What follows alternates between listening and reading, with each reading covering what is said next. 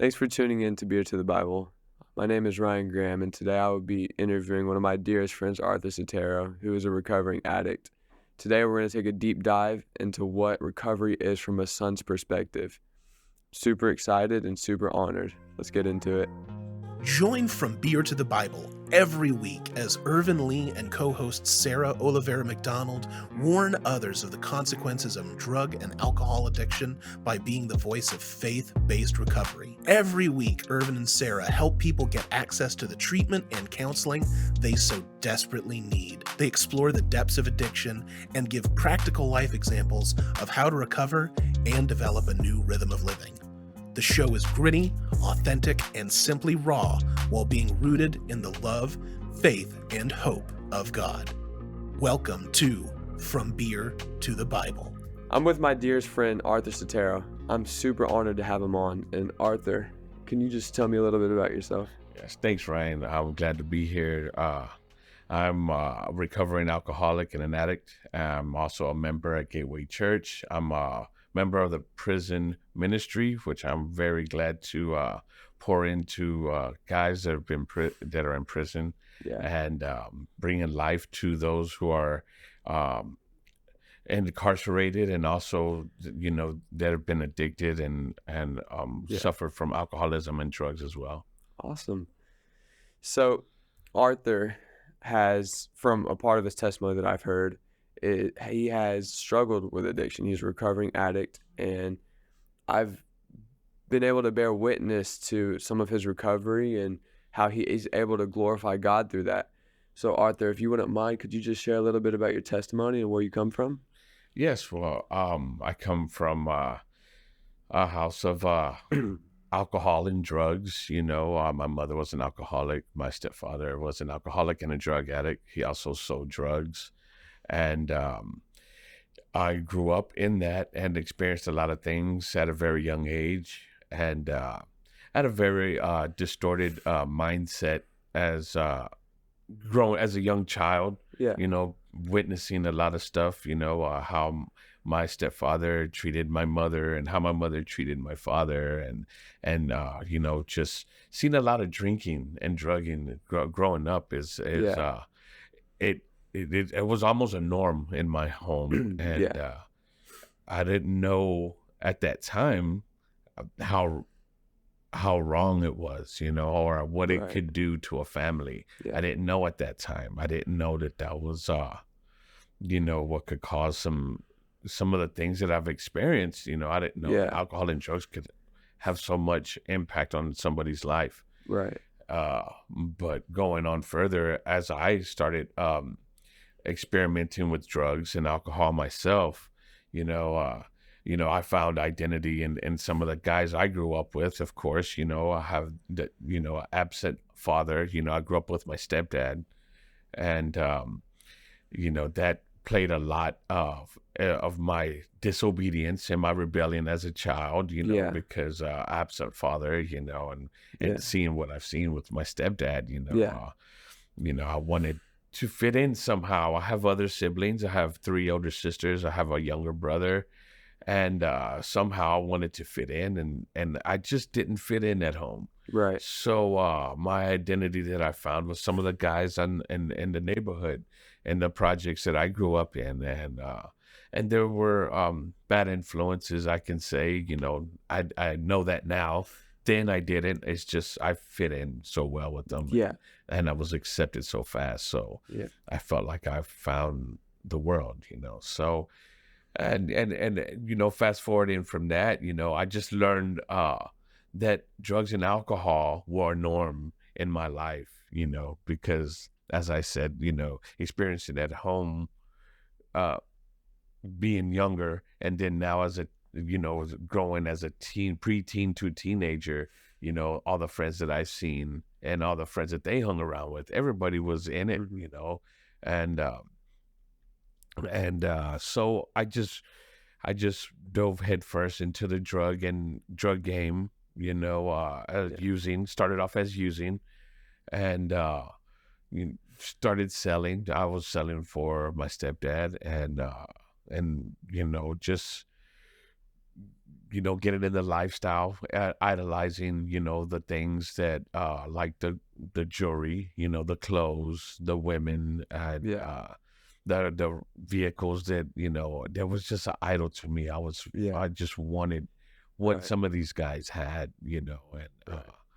and the only way to get it was how I seen them do it. So I Right. would try these things too, and fast forward some more, I wound up in prison for, stealing cars. Well, Yeah. as a juvenile, went to juvenile first, and it's just, growing up like where I did, that will give you status, you Right. know, getting locked Yeah. up, getting Yeah. out, and you feel like you have this status. It was crazy what we respected as a young child, and Yeah. I could see that now, how it just played on to even when I went to prison, and wasted a lot of years in there, and coming out and going back in, drugs and alcohol were always a factor in it, and I even missed a lot of the years of my children lives, just being in prison, not being Mhm. responsible, and Right. to that effect, just not being a Right. responsible man. It all came from drugs and alcohol, Mhm. just not learning how to really deal with life, Yeah. covering that up with drugs and alcohol. Yeah. And from a teenager's perspective, I live my life going through the temptations to feed into peer pressure, and I go through the real life world problems that undergo in the high schools. And so growing up, a part of my testimony is my dad was absent, right? And so when you don't have that father figure in your life, it's like you look for validation among another man, and the only men in your life are the people around you, the boys. And so it's the cool thing to go get with women, and it's the cool thing to go and do drugs, and it's the cool thing to go and drink. So there's the fatherly want in your life, right? But then there's the Heavenly Father. So when did the Heavenly Father come and counter your lifestyle? The Heavenly Father, God, my mother was Catholic. She always prayed, and you know, uh, prayed for me. Jesus would, she would have the pictures and always tell me to pray, Yeah, and I prayed, as a kid, God, help me get this, or God help me, yeah, get out of this situation. Um, it wasn't until I started digging deep, building the relationship with God, until my eyes started opening, and started seeing what God can do. And in my life, I started experiencing the power, and yeah. His realness.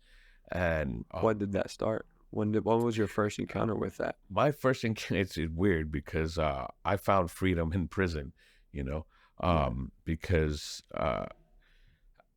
I was ready to get out of the lifestyle I was living, even in right. there, Yeah, and I didn't know what was wrong with me. I didn't know that, why I kept doing and acting a certain way that I was acting, that I would end up back in prison or something. yeah, So I remember asking God, help me see myself, yeah, help me, teach me what I need to learn.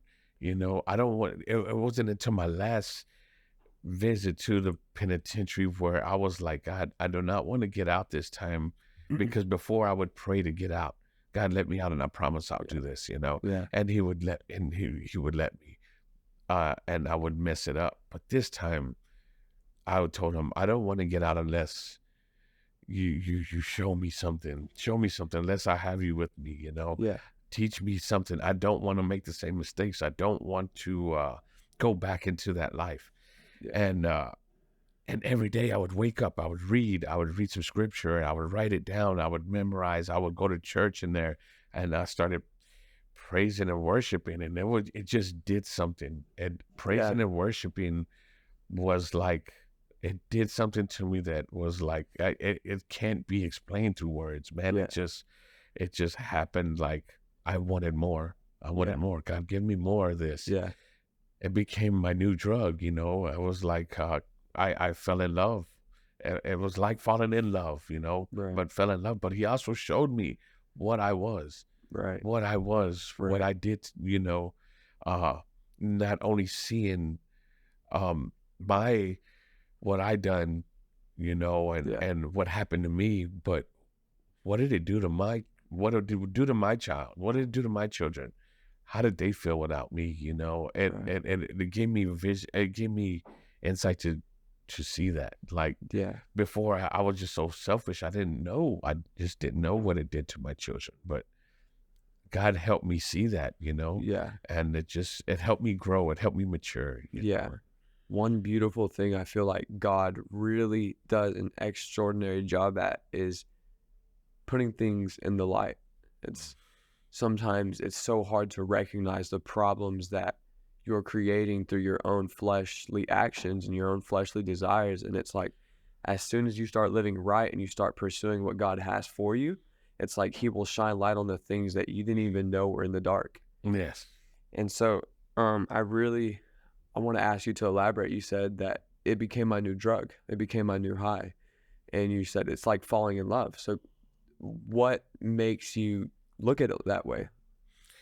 It's because the word says that we are the bride Mm, and he is the husband, and he just wants to do for us like a husband does his wife when you first fall in love, and I can, explain, like when I met the wife that I have now, I fell in love with her, and she just helped me find the kid in myself that I felt that I was robbed of, you mm, know, uh, as a child.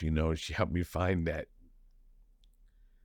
that child in me, yeah, and just falling in love like that, it helps me realize how much God loves me as that bride.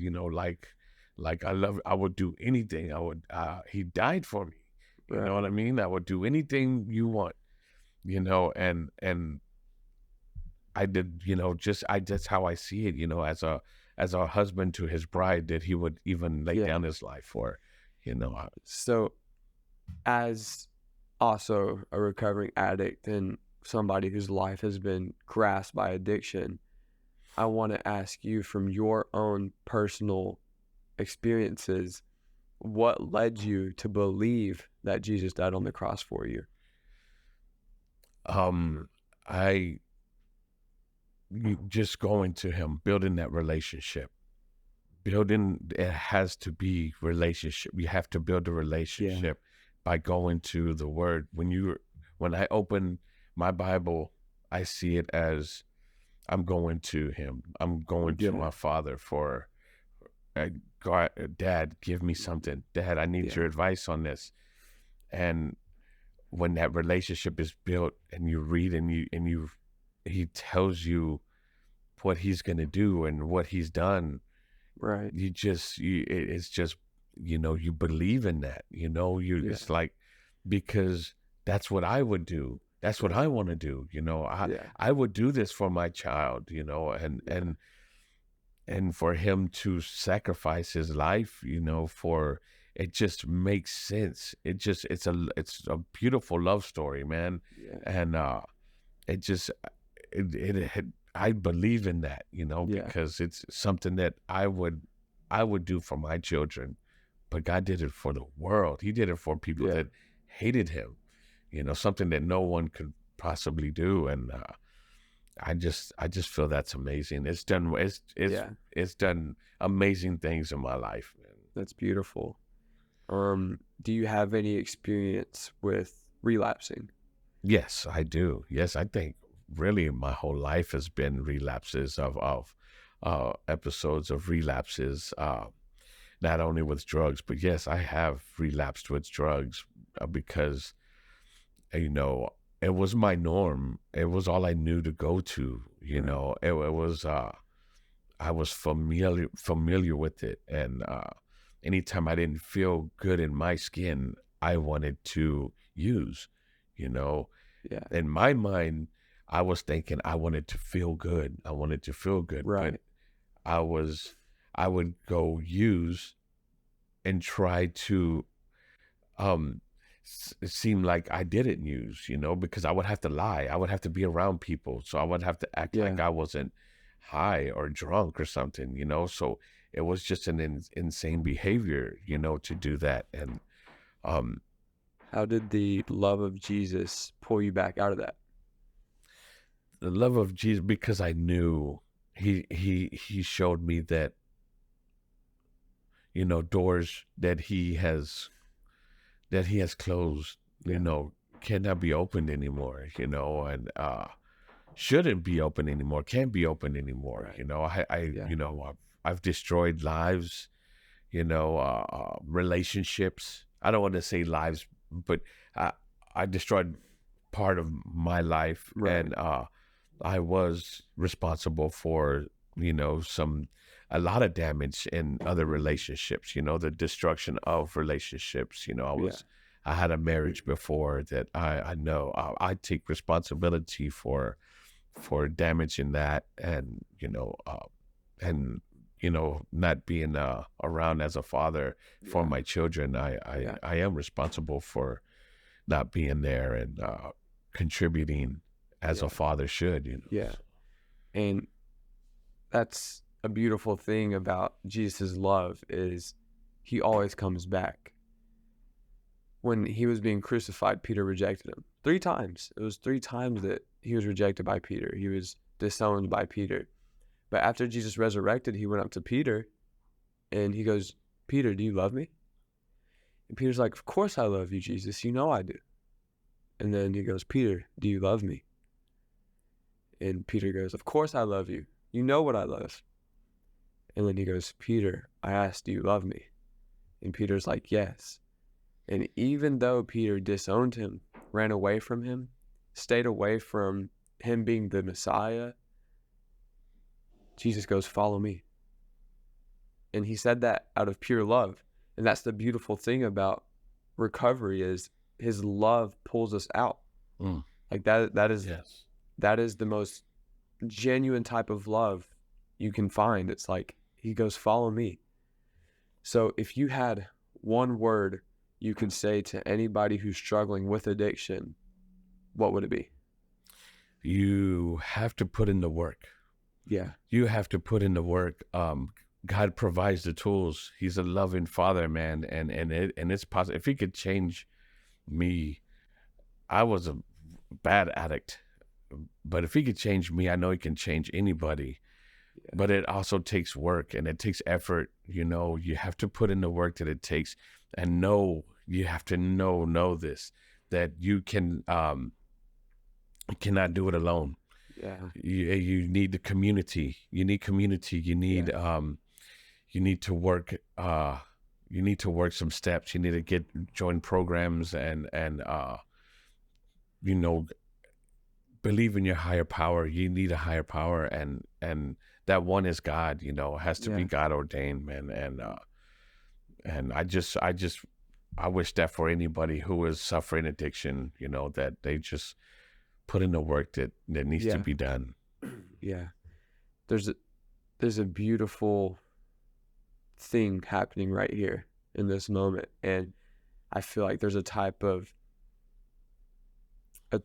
abundant love, like it's never ending, that we're able to have for each other, not just as addicts, but because of him. He's blessed us with the fellowship we have. And so through the ministry like this, there's a type of realness that goes and feeds into the people who are watching.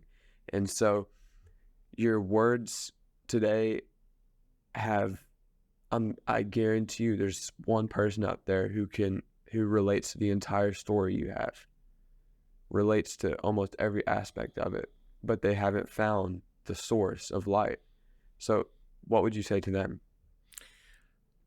Find community, people, places, and things that you have to stay away from, and that you have to find new. You have to find new people. You have to find new places and find new things to get involved in. uh going backwards, being around the same people, it was always a mistake for me, and I was always a high risk. It was a high risk for me, and I definitely believe that the community that you keep is is very vital in the Yeah. recovery, Yeah. especially the beginning. The beginning is the hard part, but as throughout your years, the 12-step program, it's so good. It it helps you even after you stop using Yeah. and drinking and stuff. So I advise a 12-step program, and putting in the work, that get a sponsor, put in Yeah. the work that you need to put in, Yeah. and also open the Bible, read the Bible, build a relationship, build healthy relationships, you Yeah. know, and that's helped me out a lot. Yeah. So has your recovery taken a toll on your marriage? Big time, big time. It's paid big dividends. I can see my wife is grow. I can see the growth in my wife. We get along better. We go for periods of just having good days. Because before my drinking and drugging, we used to fight constantly. Yeah. I was always leaving or looking for an excuse to leave. But now, me and her we have a good community. We have a community in the church, and we can have periods of peace and good time, and Yeah. you know, we're growing. To see her grow the way she has, it helps me want to be the man that God created me to be. And Yeah. I think that it just pays big dividends. Yeah. Where would you say your faith is rooted? How has faith sunk into the soil of your spirit? Believing in what is not seen is paid. It's just paid. It's made a big payoff Yeah. because you have to have faith, especially in the beginning. You have to have faith in God that He can do what He says He can do, Yeah. and you have to put your faith in that, because in the beginning it's just so it's hard. Yeah. It's hard. It's hard to go from what you've done and been doing to break out of that cycle. It's hard to get out of that. It takes faith Yeah. to break out of that and create a new cycle. Yeah. Well, if there's one thing I can say is that I'm proud of you, and so is he. He is beyond proud of you. Thank you. And there's a continuum of growth that comes from healing. And there's one thing about us, and it's human nature to want to know everything. But the source, Him, Jesus, Yes. He knows everything about us. How many hairs are on our head? And so we'll never figure anything out. We're always, we're nothing without Him. And so for you to quit basing your recovery off yourself and to just give it to the higher power, that has become, that faith that you've implanted into the soil of your spirit has grown and created very, very fruitful fruits. And so what would you say is the biggest struggle of a spiritual walk as a recovering addict? The biggest struggle is like not feeling letting go of some of the people that well, in my life, I would say family, because I had a lot of Yeah. family, Yeah. and not being around that anymore, and having new people in my life. The biggest struggle is feeling like worrying about what they think about me. Yeah. You know, he chooses them over us. He thinks he's better than us now, Yeah. and it's nothing with that. I just know what I want with my life. Yeah. That's the biggest struggle. Wondering what other the people in my Yeah. life think about me. Yeah, and that's such a beautiful thing. It's it's when we think of role model, it's like you want to look up to somebody who's doing it right. And so to see a grown man's perseverance, just like a son, my father, and a big part of my testimony is my father, his addiction grasped my life. And there's a lot of there's a lot of no spiritual motivation. There's no endurance to pursue the God, right? And so to watch my dad come out of the ashes with, the resurrection power of Jesus and his addiction, like from a son's perspective on where you stand in your recovery, it's such a beautiful thing to see a grown man come out of that and persevere God. And like, that's what he wants. I saw this word one time and it said, the calling is not to be a pastor. The calling is not to go do this and this and this. Jesus never handed out an agenda of things to do, but instead it was always follow me. Follow me and I'll make you a fisher of all men. It's always been follow me. And so to watch a man pursue not to become a pastor. Now, of course, there's a life calling. There's something that you're going to go and do in your future, but to watch a man truly pursue Jesus and what he is, that's monumental for a young man growing into becoming a man. And coming from a child's perspective, your kids see that, whether they admit it or not. Like, your kids see what you are and what you're becoming. And that's another message I would have for you guys out there, that your kids, they see it. They see a pursuit of God. And depending on how firm your ankles are and on the rock you stand on, the rock and foundation of Jesus, that is going to be monumental as to what your kids see in you. And that and just as much as you wish you could have parented them better and brought them up the right way, it's what you're standing on now is what they see. And what they see is what they're going to follow eventually. So as a parent, how do you feel that your recovery has altered the perspective your kids have of you? That's a good question. That's going for the gut right there. Yes, I think that it has made an impact on my relationship with my daughter. You know, she it's hard to say because she's at a point to where she wants to believe me. She's coming around more, but she's seen me and experienced me make promises to her that I've broken before. Yeah. I'm going to quit drinking. I'm going to quit using drugs. I'm going to get a job. I'm going to quit going to prison.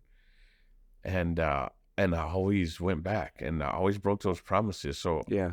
right now she's like in a space where she wants to believe me and she's coming around more, and I know she sees now, and it makes me happy to hear her say, she told me this the other day, that she was getting off of work and she was walking to her car, and two girls approached her out of nowhere and just said that God sent them over there to pray over her. Did she need anything that she needed prayer about? Yeah. And she was like, yes. And those girls prayed over her, man. And you know what she told me? She told me, Dad, I felt like you sent them to me.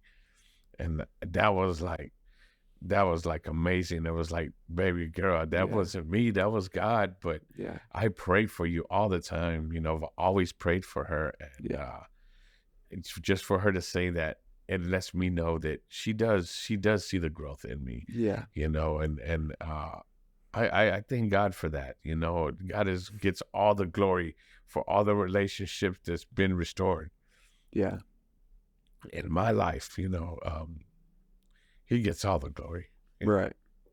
So there's people out there who may be contemplating whether it's even worth quitting the addiction, quitting the recovery. quitting the pursuit of the relationships that need to be restored because they have no hope. So just based off of that testimony and all of the other ones in your life, your marriage, where and your kid, where your kid's starting to come back, and it comes with time, right? But if there was one thing you had for those people, one thing you could just give them right now in this moment, what would it be? To redirect them thoughts, redirect quitting on life and quit the drugs, quit wanting to give up. Turn Yeah. that wanting to quit life and quit pursuing and redirect it into wanting to quit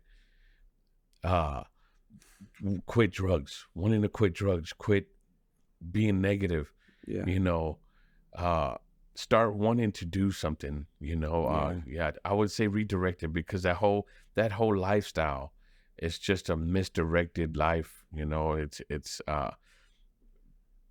I was pursuing that, when I was in my drugs and alcohol and my drinking, I did things that were and I'm sure anybody that's been on drugs and alcohol can agree to, we're out doing in the midnight hour, and doing things that are just so crazy. You know what I mean? Just, that's a misdirected life, because if you can direct that same want into living a better life, that same energy, you can have so much more, man. And I just live that I just say redirect them, the thoughts, Yeah. redirection. Awesome. Well, thank you so much for being here. And thank all of you for tuning in for this episode. Such a beautiful testimony from my friend Arthur here, and just beyond blessed to be here and to give y'all a proclamation of both of our perseverances of the Lord. And recovery is just an obstacle you have to jump over with pursuing the Lord. So if there's one thing that I believe we could both say, I believe that it would be that persevere, chase. You have to chase God.